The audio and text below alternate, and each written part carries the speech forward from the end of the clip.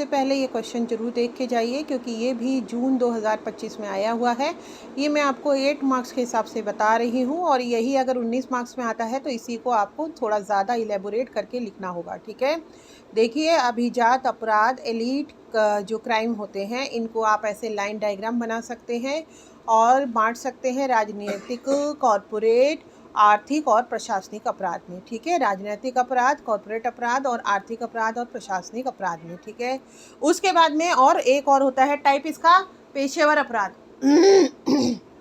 ठीक है, अब देख लेते हैं हम अभिजात अपराध, एलीट क्राइम। अर्थ मीनिंग देख लेते हैं हम इसका। अभिजात अपराध वे अपराध हैं जो समाज के उच्च पद, प्रतिष्ठा, शक्ति अथवा प्रभावशाली वर्ग के व्यक्तियों द्वारा अपने पद का दुरुपयोग करने के लिए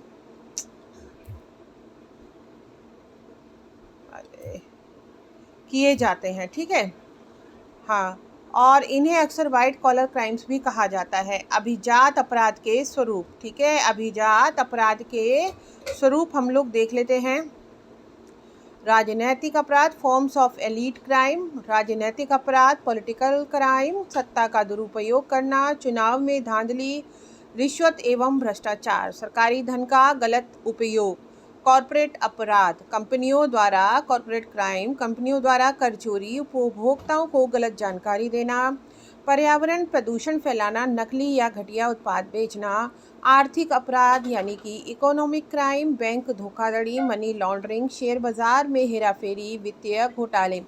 और देखिए, प्रशासनिक अपराध यानी एडमिनिस्ट्रेटिव क्राइम, सरकारी अधिकारियों द्वारा रिश्वत लेना, फर्जी दस्तावेज बनाना, पद का दुरुपयोग करना, सरकारी योजनाओं में अनियमितता। पेशेवर अपराध देख लेते हैं। डॉक्टर, वकील, इंजीनियर या अन्य पेशेवरों द्वारा अनैतिक कार्य, गलत मेडिकल रिपोर्ट देना, फर्जी प्रमाण पत्र बनाना, पेशेवर कर्तव्यों का उल्लंघन करना। अभिजात अपराध की विशेषताएं उच्च वर्ग या प्रभावशाली व्यक्तियों द्वारा किए जाते हैं।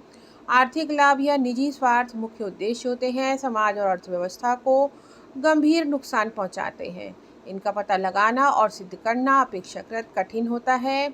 कॉन्क्लूजन हर क्वेश्चन में देना है। निष्कर्ष, अभिजात अपराध समाज में भ्रष्टाचार, आर्थिक असमानता और जनता के विश्वास में कमी का कारण बनते हैं। इनकी रोकथाम के लिए कड़े कानून, पारदर्शिता, जवाबदेही और प्रभावी न्याय व्यवस्था आवश्यक है।